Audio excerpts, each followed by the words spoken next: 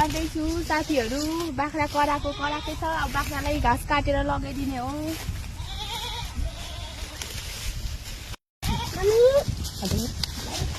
सानो घाँस काटी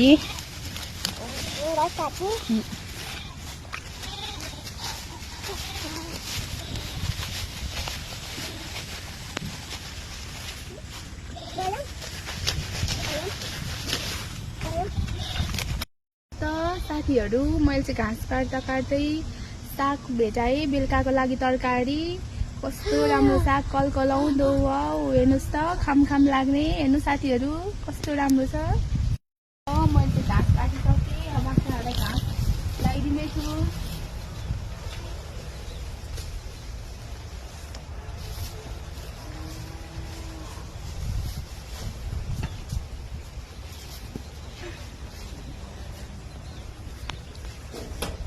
मेरो हाँसहरू छ।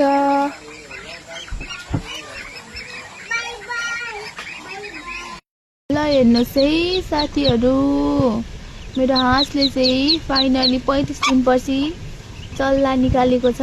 कति क्युट चल्ला छ। हेर्नुहोस् त साथीहरू कति क्युट छ।